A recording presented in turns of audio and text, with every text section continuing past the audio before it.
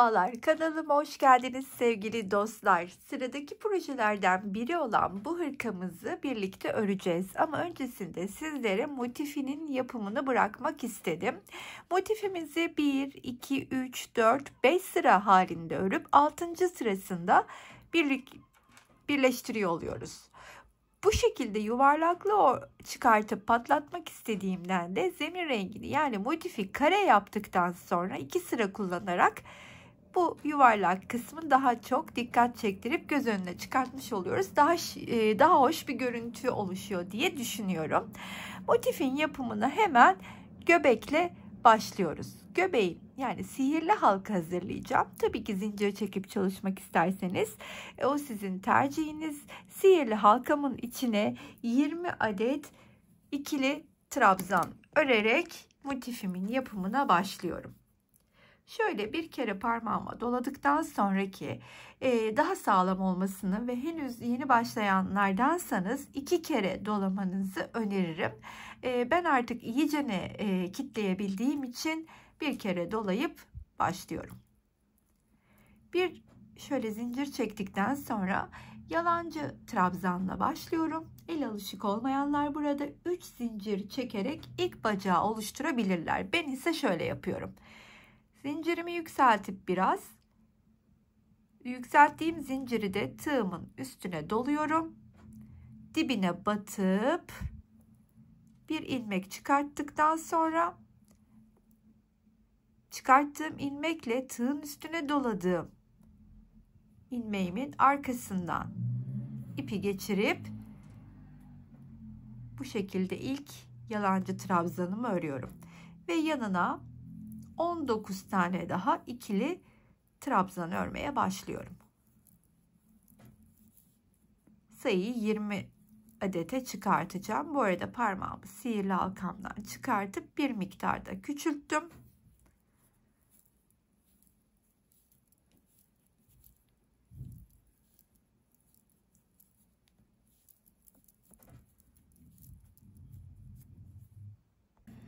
Sonuncu 20. ikili trabzanımı da birlikte örelim istedim. Daha sonra bunu güzelce arkadan bakın sıkıştırıp ortasını kapatıyorum.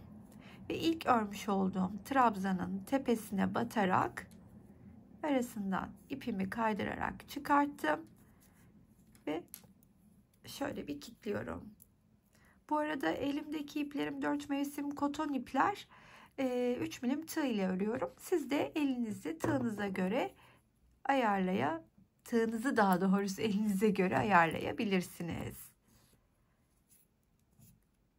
Şimdi bu ipleri güzelce arkadan gizlemeye başlayacağım.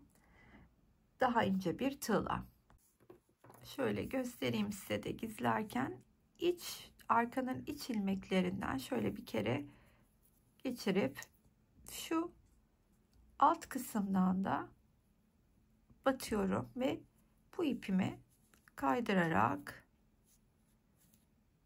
içinden çıkartıyorum.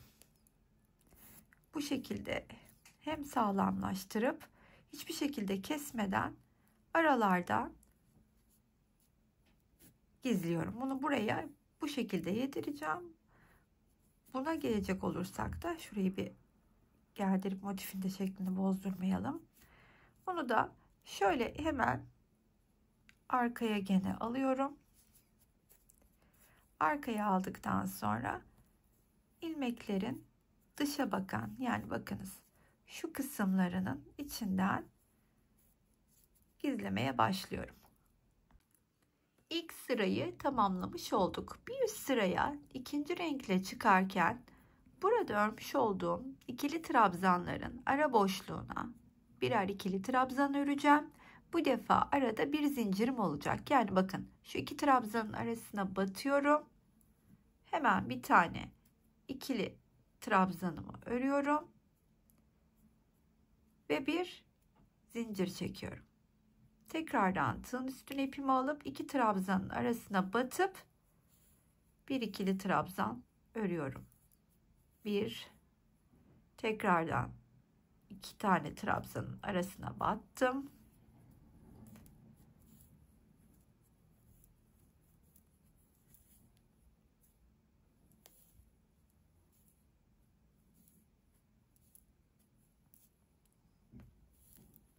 Bu sırayı da bu şekilde devam edelim.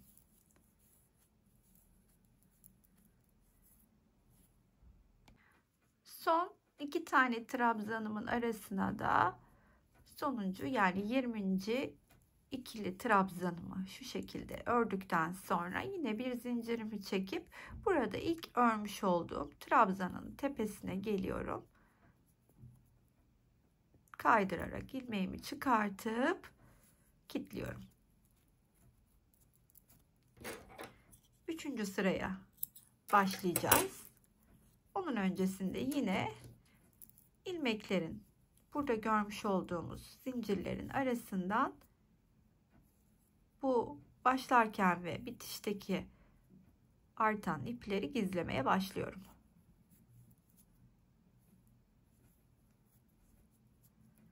İkinci sırayı ipleri gizleyerek tamamladım. Şimdi burada bir zincirle oluşturduğumuz boşlukların içine 2 adet ikili trabzanla bademler örmeye başlayacağım. Bademlerin arasında da 2 zincirimiz olacak. Yani hemen şimdi bir boşluğa batayım. Bakın. Bir kere çıkıyorum. Tığımda tutuyorum. Şu ipi öne alayım. Tekrardan aynı boşluğun içine batıyorum.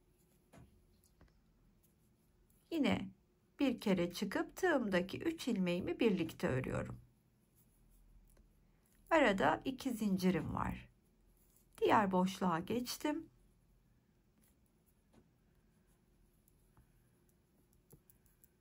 Bir tığımda tuttum. Yine bir kere çıktım, tığımda tuttum.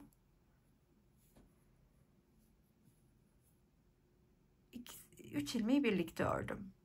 1 2 boşluğa geldim. 1 2 hepsini beraber. 2 zincir ve ikili trabzanlar, ikili bademler örerek de bu sıramızı tamamlıyoruz.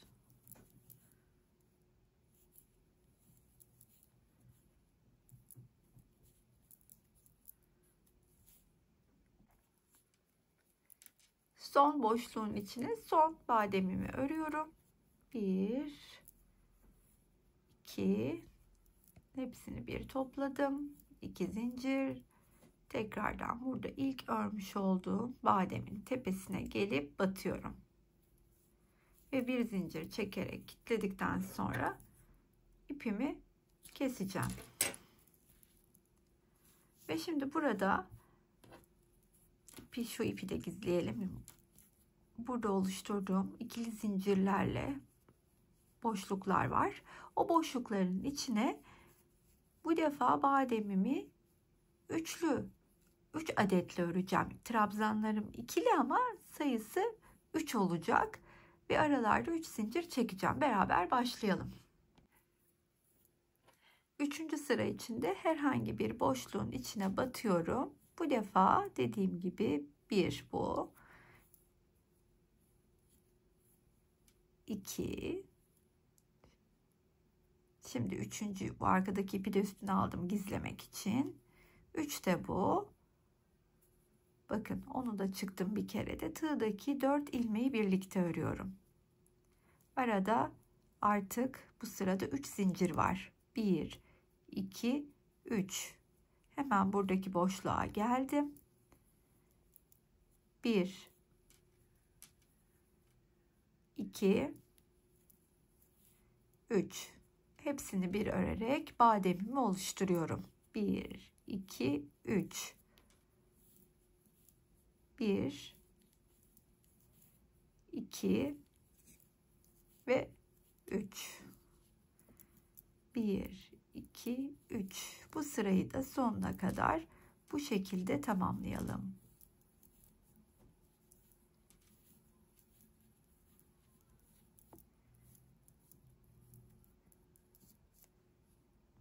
Son boşluğun içine de 3 tane ikili trabzandan oluşan bademimi örüp son 3 zincirimi de çekiyorum. Burada ilk örmüş olduğum bademin tepesine kaydırarak gelip ipimi kilitliyorum.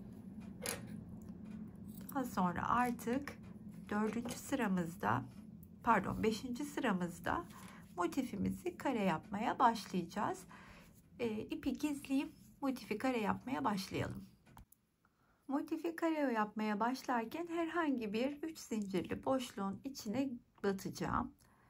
Bu defa bakın, siz burada 4 zincirle yükselebilirsiniz. Ben ipi bir kere doluyorum ama 3 kere de çıkacağım. Bakın şöyle. Önce 1, 2, şu ipi öne alayım. 3. Yani siz buna 4 zincirle ulaşabilirsiniz. Şimdi tekrardan tığı bir kere doladım. 1, 2 ve 3 kere de çıktım. Uzun bacaklar örüyorum her zamankine göre. Bu defa tığ bunu da aldım üstüne gizlemek için, belirteyim. 1, 2 ve 3.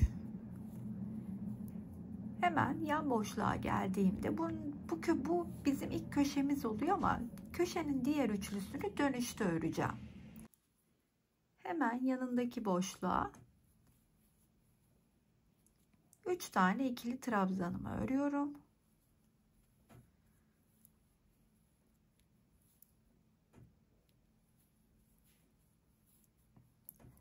Hemen diğer boşluğa ise çakma sık iğneler, yarım trabzanlar da diyebiliriz. 3'er tane onlardan örüyorum. Arada hiç zincirim yok bu arada.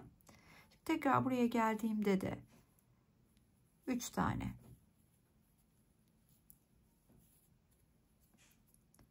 yarım trabzanımı ördüm. Buraya bir zincir konduruyorum. Diğer kısma geçerken sadece burada yapıyorum o işlemi. Sırada 3 tane ikili trabzan var.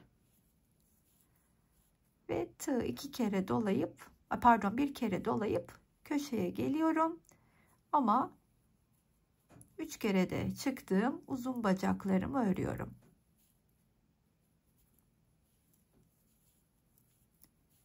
Arada 2 zincir.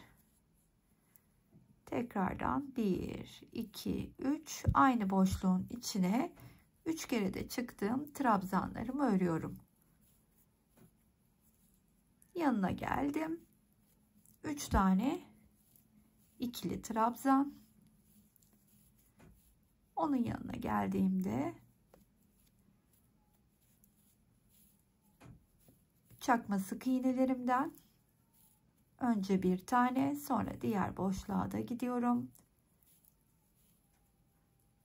Bir adet de grup 3 tane oraya örüp buradan geçişte ikili trabzana bir zincir çekiyorum.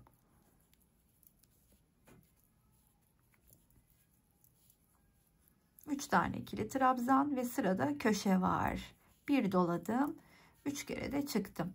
İşte başladığım noktaya kadar da bu şekilde ilerleyerek motifimi kareye çeviriyorum.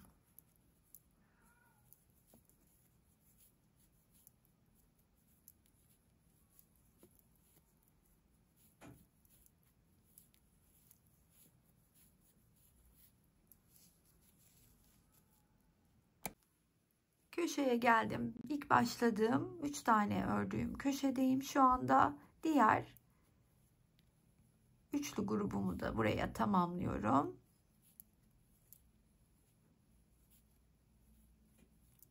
Aradaki 2 zincirimi çekip ilk örmüş olduğum trabzanın da tepesine kaydırarak batıp ipimi kilitliyorum. Motifimiz bu kadar.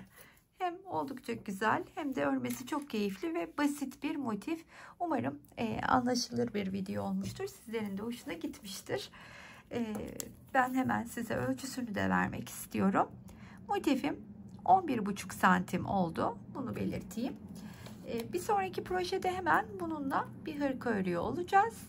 Sizler de denerseniz, denediklerinizi benimle paylaşırsanız elbette mutlu olurum. Sevdiğinizse bir kalbinizi bırakırsanız da beni mutlu edersiniz. Lütfen yorum ve beğenilerinizi de esirgemeyin. Hala abone değilseniz abone tuşu hemen altta. Orada abone olabilir. Katıldan da beni desteklemek isterseniz tıklayarak kendinize göre olan seçeneği tercih edebilirsiniz. Buraya kadar izleyen herkese çok ama çok teşekkür ediyorum. Sıradaki videolarda görüşmek üzere. Hoşça kalın arkadaşlar.